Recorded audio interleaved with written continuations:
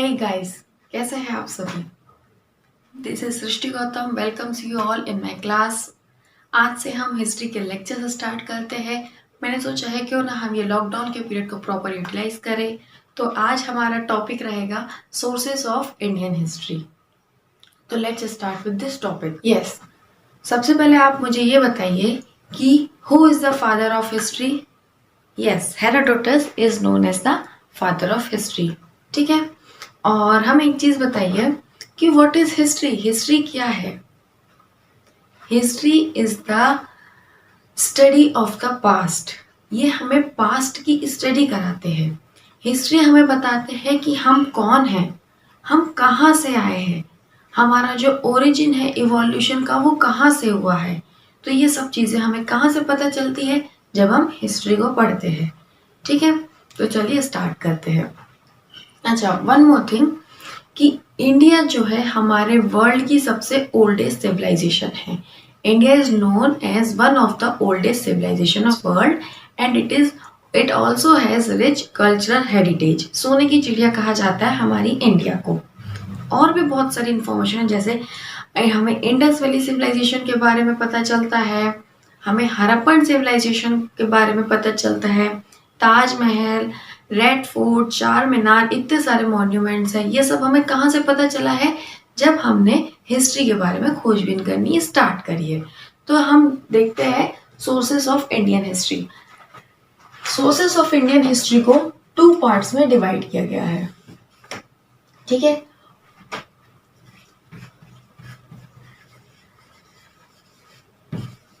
Literary sources and second one is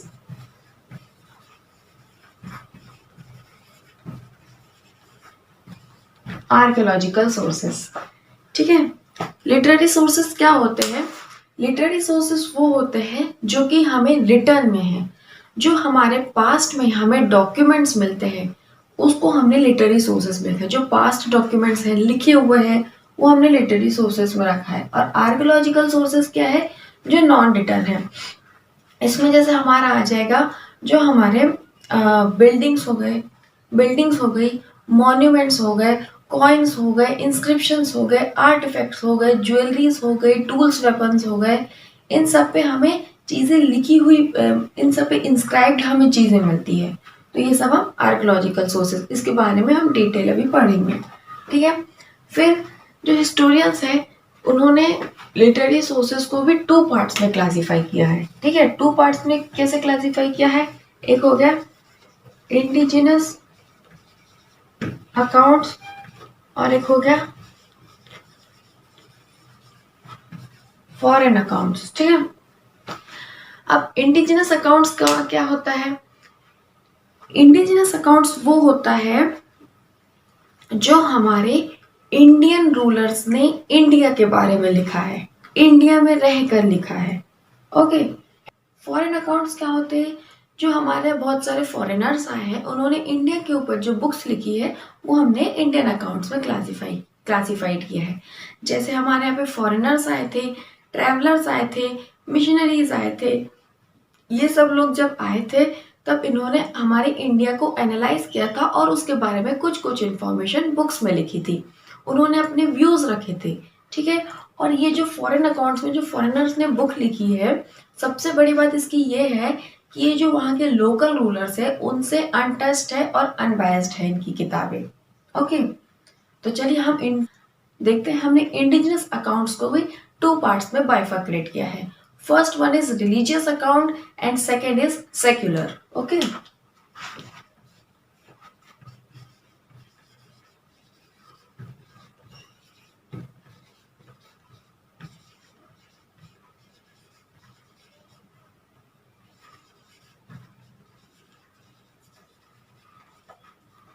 religious literature क्या होता है हम देखते हैं। ठीक है, पहले के टाइम पे हमारे पास पेपर नहीं हुआ करते थे लिखने के लिए।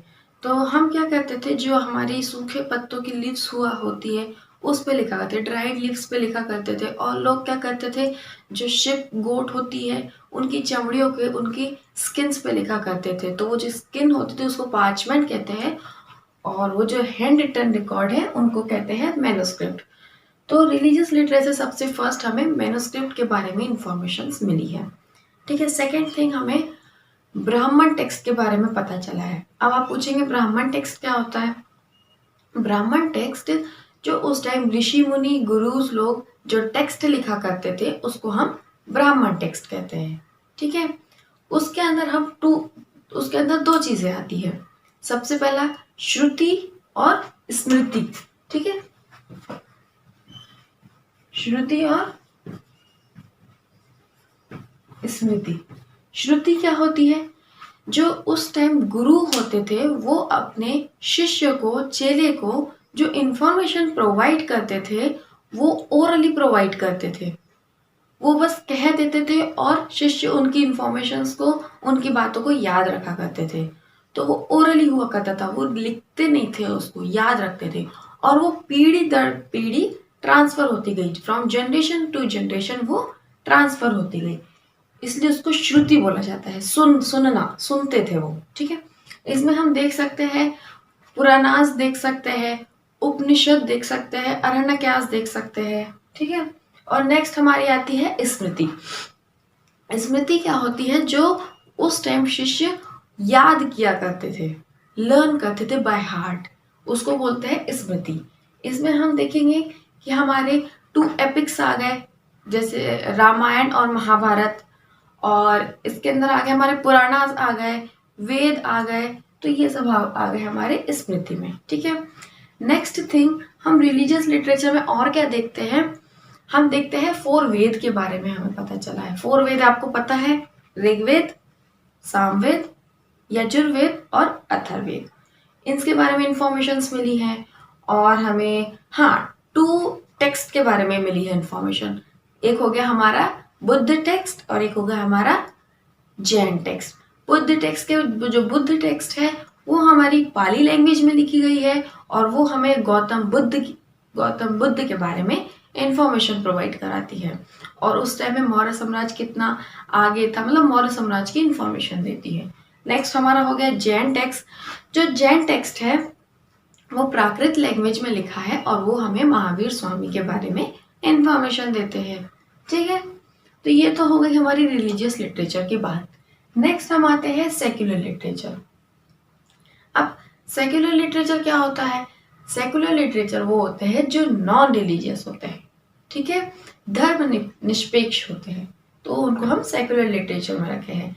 जैसे सबसे फर्स्ट एग्जांपल इसका हो गया संगम लिटरेचर हो गया।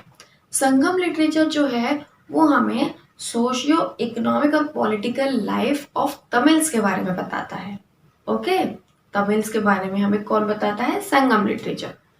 सेकेंड वन हो गया कलहंट की राजतरंगिणी, ठीक है। जो कलहंट है वो रूलर था, उन्होंने एक बुक लिखी थी, उसका नाम है राजतरंगिणी। तो वो हमें कश्मीर की हिस्ट्री के बारे में बताती है, ठीक है। नेक्स्ट हो गया हर्ष चरित्र, जो कि बाणभट्ट के थ्रू लिखी गई है। ये हमें हर्षास के कॉन्क्वेस्ट और उनके रीजन के बारे में बताती है, ठीक है। और एक और देखेंगे हम, सबसे फेमस है कौटिल्य की अर्थशास्त्र। ये हमें मौर्य साम्राज्य के बारे में पूरी इंफॉर्मेशन देती है। तो ये सब हमारा आ गया सेक्युलर लिटरेचर के बारे में, ठीक है। नेक्स्ट हम देखेंगे आर्कोलॉजिकल। आई नो स्टूडेंट्स, आज की क्लास आपको बहुत बोरिंग लग रही है, क्या करें, ये एंशिएंट हिस्ट्री सब्जेक्ट ही ऐसा है, लेकिन आपको पढ़ना तो पड़ेगा, क्यों? चलिए स्टार्ट करते हैं। आर्कोलॉजिकल सोर्सेस है ना। अब आर्कोलॉजी होती क्या है? Study of materials remains in the past, that is known as archaeology. हम उन पास्ट में उन मटेरियल्स की जो स्टडी करते हैं उसको हम आर्कोलॉजी कहते हैं, और जो व्यक्ति इस चीज की स्टडी करता है वो कहलाते हैं आर्कोलॉजिस्ट, ओके। तो हम क्या क्या देख सकते हैं? टूल्स, वेपन्स देख सकते हैं, ज्वेलरीज देख सकते हैं, कॉइन्स देख सकते हैं, इंस्क्रिप्शंस, मॉन्यूमेंट्स, बहुत सारी चीज़ें हैं जिनसे हमें हिस्ट्री की इंफॉर्मेशन मिलती है। और ये सब चीज़ें क्या बताती है? ये हमें बताती है कि उस टाइम पे पीपल्स का लिविंग कंडीशन कैसा था। ये हमें बताता है कि how people live in the past, है ना, उनका रहने का तरीका कैसा था, लेवल ऑफ डेवलपमेंट क्या थी सोसाइटी की। तो ये सब इंफॉर्मेशन हमें उन मॉन्यूमेंट्स, उन कॉइन्स, उन टूल्स, वेपन से पता चलता है, ठीक है। इसके अंदर हम सबसे पहले देखेंगे इंस्क्रिप्शन। इंस्क्रिप्शन क्या होते हैं? इंस्क्रिप्शन होते हैं शिलालेख।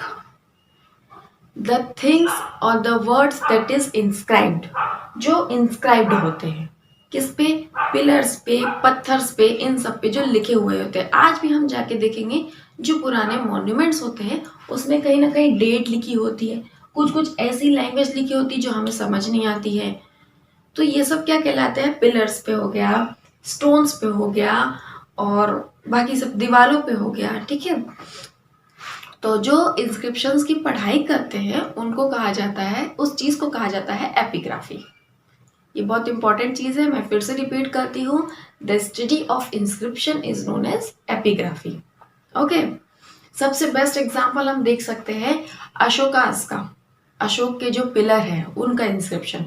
सेकेंड हम देख सकते हैं इलाहाबाद के पिलर इंस्क्रिप्शंस। इलाहाबाद के पिलर इंस्क्रिप्शन में समुद्रगुप्त के जी के समुद्रगुप्त रूलर के बारे में बताया है ना। ओके, नेक्स्ट हम देखेंगे कॉइन्स के बारे में, है ना। अब हम कॉइन्स के बारे में देखेंगे।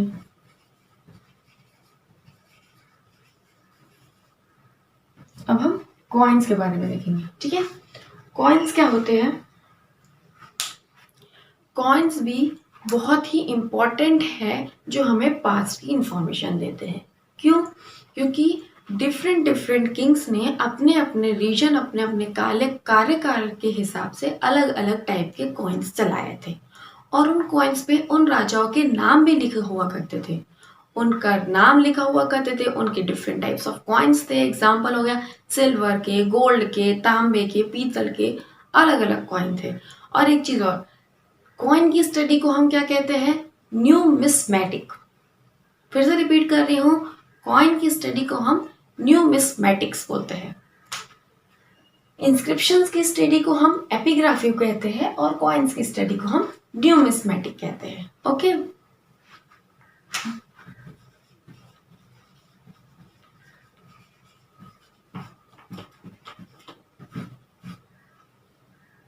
न्यूमिस्मेटिक हम एग्जाम्पल्स देख सकते हैं कि जैसे हो गए समुद्रगुप्त के कॉइन। समुद्रगुप्त के अगर हम कॉइन देखेंगे तो हमें ये पता चलता है कि उस रूलर को म्यूजिक में काफी इंटरेस्ट था, है ना। और हम देख सकते हैं गुप्ता के कॉइन। गुप्ता के जो कॉइन थे हम देखेंगे तो वो गोल्ड के कॉइन थे। तो हम ये एज्यूम कर सकते हैं कि उस टाइम में जो उनका ट्रेड था वो बहुत अच्छा चल रहा था, बहुत फ्लरिश्ड था। ठीक है, फिर नेक्स्ट हम देखेंगे बिल्डिंग्स के बारे में। बहुत सारी बिल्डिंग्स आज भी हम अगर जाएंगे तो बहुत सारी डिफरेंट टाइप्स ऑफ बिल्डिंग्स हमें मिलेगी। बिल्डिंग्स और मॉन्यूमेंट्स कह सकते हैं। मैंने एग्जांपल बता ही चुका है। ताजमहल हो गया हमारा, रेड फोर्ट हो गया, चार मीनार हो गया, लाल किला, रानी दुर्गावती का किला, बहुत सारे एग्जाम्पल्स हैं जो हमें हिस्ट्री के बारे में बताते हैं। ठीक है, तो ठीक है, तो फ्रेंड्स आज की क्लास हम यहीं एंड करते हैं, और हम फिर से नेक्स्ट लेक्चर में आएंगे नेक्स्ट टॉपिक के साथ। Okay, thank you.